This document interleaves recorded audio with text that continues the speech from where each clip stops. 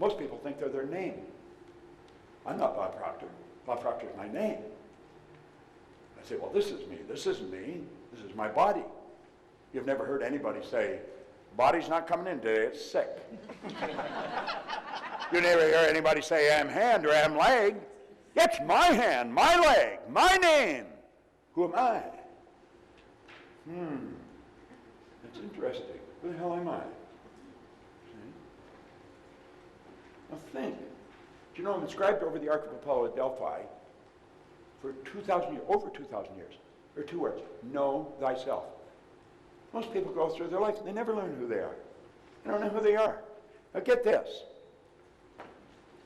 It controls your ability to earn money. Now watch that real fast. Because when bad news hits like we're hearing now, most people lose complete control, they stop being effective, and bango, the money shrinks. And they're blaming it on the economy. I'm planning for this to be the best year I've ever had in my commercial career. I could have a bad year. I'm going to have a good year. I rented a cruise ship. I took 3,000 people on a cruise 3 years ago. And we earned a few bucks and we had a great time. Got a lot of business. So I thought, man, I'm going to do this again. So I did it again last year. I lost $2 million. Now what I learned, don't take people on cruises. I'm not going on another cruise. Unless I just go myself, I'll buy the best cabin they've got, I'll put my feet up and really enjoy myself, and it'll be a lot less than $2 million. And I won't have to work at all. See, I was wandering into an area I knew nothing about. What we want to do is pick our niche. Then get so good at it. And understand that paradigms control our life. Now, when I say paradigm-wise, paradigms are a multitude of habits, and get this, they're other people's habits that we inherited. You can blame whoever you want for being who you are because you probably didn't do it. But understand this, they give you the best they had, they couldn't give you what they didn't have, and you are responsible for changing it. No one can change you but you. If we want to cry over what's happened in the past, go ahead. It ain't going to do you any good. You want to take it on the chin and say, I'm going to change. Can I change my paradigm? The answer is an emphatic yes. Now get this.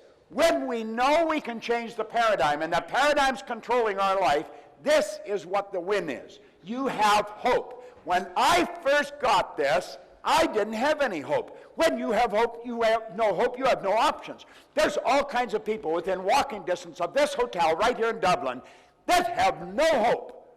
They have absolutely no idea how they're going to even make it, let alone win. And I'm going to tell you something. They're not stupid people. They're programmed to live the way they're living, and they don't know how to change it. And they think they're stuck.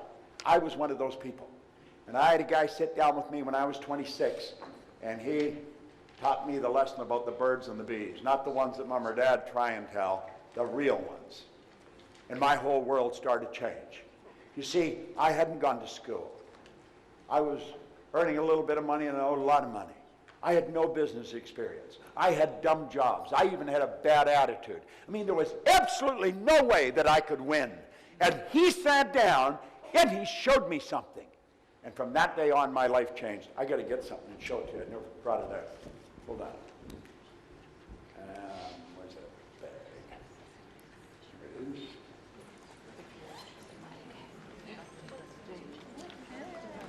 What do you think?